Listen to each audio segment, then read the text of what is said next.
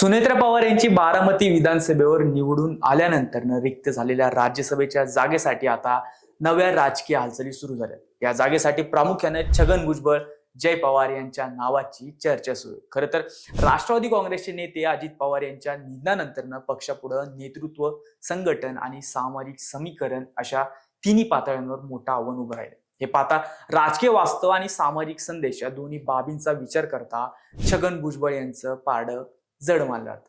भुजबळ यांची निवड होण्याची शक्यता अधिक काय, त्यामागे नेमकी कारण काय, याचा घेतलेला बोलबिंदासने आढावा। नमस्कार, मी श्रीहरी आणि आपण बघतोय बोलबिंदास। सुनेत्रा पवार यांच्याकडे राज्यसभा खासदार पदाचा कार्यभार होता, मात्र बारामती विधानसभा पोटनिवडणुकीत सुनेत्रा वहिनींनी 2,18,000 इतक्या विक्रमी मतांनी विजय मिळवला। त्यामुळे राज्यसभेची जागा रिक्त झाली।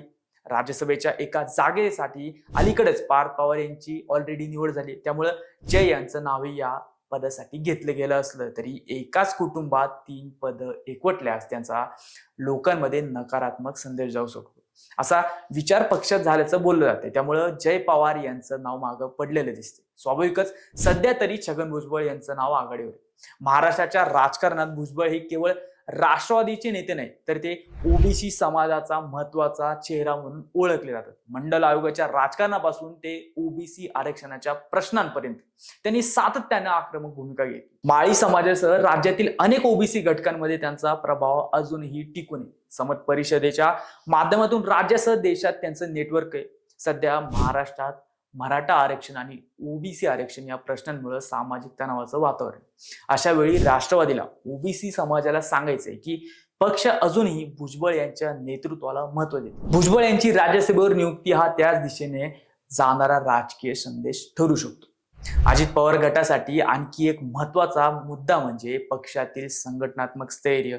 शरद पवार यांच्यापासून विभक्त झाल्यानंतर अजित पवारांनी सत्ता मिळवली खरी, पण जनाधाराच्या पातळीवर पक्ष अजूनही स्थिर झालेला दिसत नाही। अनेक आमदार, स्थानिक नेते हे सगळे सत्तेसाठी पक्षात टिकून असल्याची चर्चा आहे। भविष्यात राजकीय समीकरण बदलली तर पक्षात पुन्हा फूट पडण्याची शक्यता नाकारता येत नाही। अशा परिस्थितीत जनाधार असलेली आणि स्वतःची स्वतंत्र ओळख असलेले नेते पक्षासाठी अधिक महत्वाचे ठरतात।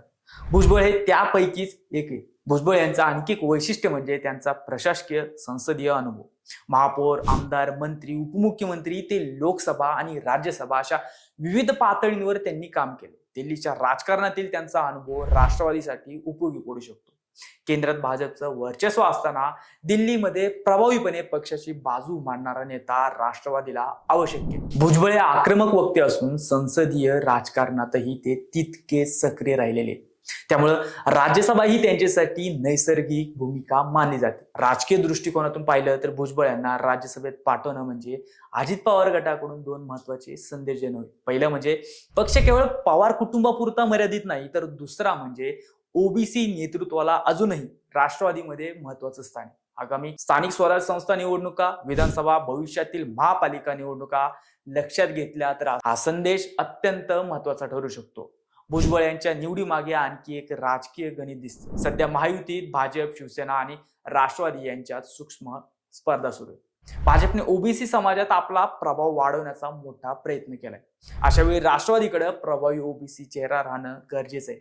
भुजबळ यांना पुढे करून अजित पवार गट भाजपला अप्रत्यक्ष संदेश देऊ शकतात की ओबीसी मतदारसंघ केवळ भाजपचा अधिकार नाही, एकूणच पाहता राज्यसभेच्या या निवडीकडे केवळ रिक्त जागा भरण्याचा कार्यक्रम म्हणून पाहता येणार नाही। ही निवड राष्ट्रवादी काँग्रेसच्या भविष्यातील राजकीय दिशेचा संदेश देणारी ठरू शकतात। पक्ष संघटन टिकवणे, ओबीसी समाजात आपलं अस्तित्व मजबूत करणं, कुटुंब केंद्रीय प्रतिमा कमी करणे आणि दिल्लीमध्ये प्रभावी प्रतिनिधित्व उभं करणं, या सर्व गोष्टींचा विचार करता छगन भुजबळ यांची निवड ही अजित पवार गटासाठी राजकीय दृष्ट्या अधिक फायदेशीर ठरू शकते।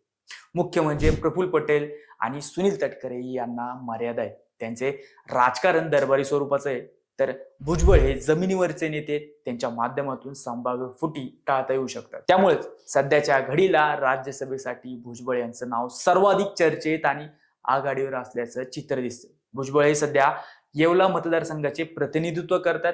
त्यांची निवड राज्यसभेवर झाली तर या जागेसाठी त्यांचे पुतणे समीर भुजबळ यांचंही पुनर्वसन होऊ शकतो. तुर्तास हे समीर यांनी नाकारलं असलं तरी सध्या अशाच हालचाली सुरू असल्याची चर्चा आहे. तुम्हाला काय वाटतं हे कमेंट करून आम्हाला नक्की कळवा आणि अजून आमचे चॅनल सबस्क्राईब केलं असेल तर आत्ताच करा. जय हिंद, जय महाराष्ट्र.